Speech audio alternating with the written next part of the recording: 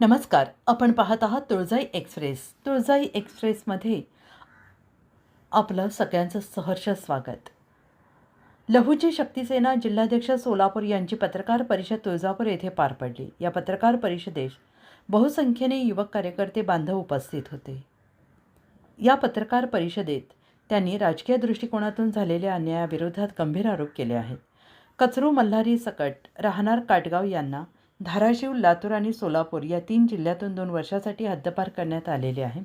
ही कारवाई राजकीय द्वेषापोटी झालेली असून त्यांना योग्य न्याय मिळावा, अन्यथा महाराष्ट्रभर तीव्र स्वरूपाचे आंदोलन करण्यात येईल असा इशारा त्यांनी दिलेला आहे. तर पाहूया ते काय म्हणत आहेत सविस्तर.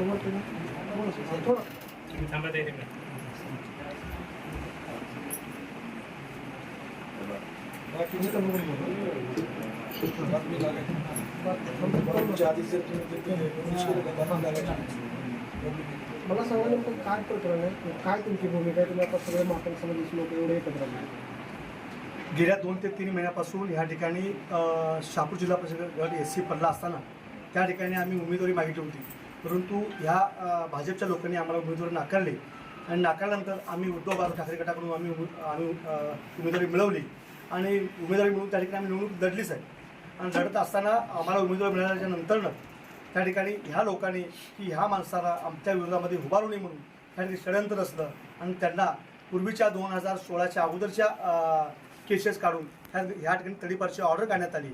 परंतु आम्ही रीतसर वकिलाच्या माध्यमातून SP साहेबांपाशी जाऊन बसून तो तडीपारचा जो ऑर्डर होती ती रद्द केली आणि रद्द करून परत आम्ही निवडणूक जिंकली आणि निवडणुकीमध्ये अनेक आरोप प्रत्यारोप आमच्यावरती केले आणि सन्माननीय आमदार त्यांचे सुपुत्र मतदारजी पाटील साहेब यांनी आमच्यावरती आमच्या कस्तुरू मतदारसंघावरती आरोप केले की तू चोर आहे, शेळ्या चोर आहे, मेंढ्या चोर आहे, बोटरी चोर आहे असे घाणेरडे आरोप केले.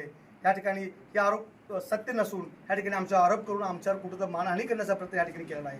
ही कुठं थांबलं पाहिजे आणि त्यामुळे तिने असं बोललेत की या ठिकाणी जर मी निवडणूक झाल्याच्या नंतरनं 24 तासाचा आत तुझा बंदोबस्त नाही केला तर माझी मल्हार पाटलाची अवलाद नाही असं तिने आम्हाला या ठिकाणी मातंग समाजाच्या भावना दुखवतील असं वक्तव्य त्या ठिकाणी केलेलं आहे. म्हणून मला विनंती करायचं आहे, ज्या SP साहेबांनी ज्या DYSP साहेबांनी जी हातपारची नोटीस कॅन्सल केली त्याच DYSPने आणि SP साहेबांनी या ठिकाणी परत काल 24/2026च्या दरम्यान आणि परत नोटीस काढलेली आहे. असं कचरू सगळ्यावरती अन्याय का? या अन्याय करूनही ही जर अन्याय थांबला नाही तर येणाऱ्या काळामध्ये मातंग समाजाच्या वतीनं नुसतं धाराशिव जिल्ह्यामध्ये नाही तर अख्खा राज्यामध्ये मातंग समाजाच्या स्टाईलनं उग्र असं आंदोलन आम्ही या ठिकाणी करणार आहोत.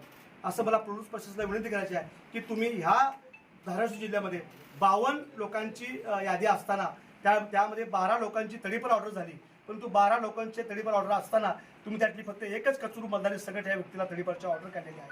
माझं मत तुम्हाला विनंती करायची आहे की कचरू मल्हारी सगटची गुन्हे तुळजापूर तालुक्यामध्ये असताना तुम्ही 3 जिल्ह्यामधून या ठिकाणी तडीपारची ऑर्डर काढलेली आहे.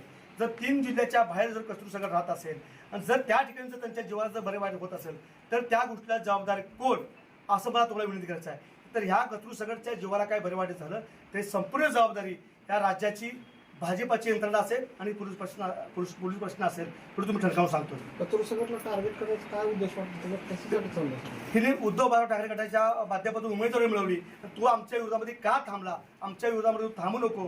तुझी सर्व लोक आमच्या बाजूने उभारतात, तू एकला आमच्या विरोधामध्ये षड का टोकतो? ती उभारू नये म्हणून तुम्ही वारंवार टार्गेट करून त्या ठिकाणी कचरू सगटला जीव मारण्याची धमकी देत आहेत. आणि जीव मारण्याची धमकी आलेल्या लोकांची नावं आम्ही रीतसर DYSP, SP साहेब आणि कलेक्टर साहेब यांच्याकडे आम्ही या ठिकाणी आमच्या निवेदनाद्वारे त्यांच्या आम्ही दिलेले आहे. आज काय घडलं? कचरू काय भेटण्यासाठी लोकांनी आज कचरू सगट ज्या शहापूर गटाच्या लोकांनी आमच्यावरती भरभरून प्रेम केलं त्या लोकांची ऋण फेडण्यासाठी, त्या लोकांचा आभार व्यक्त करण्यासाठी कचरू सगट ह्या बैठकीला येत असताना मंगरूळच्या आसपास काही पोलिसांनी त्यांना गाठलं आणि तुमच्यावरती हातपारची नोटीस आहे, तुम्ही त्या ठिकाणी जाऊ शकत नाही म्हणून त्यांना उचललं, त्यांच्या व्हॅनमध्ये गाठलं आणि इंदापूरच्या पोट देऊन त्यांना सोडण्यात आलेलं आहे. ही कुठंतरी मातंग समाजाची एक मानहानी झालेली आहे.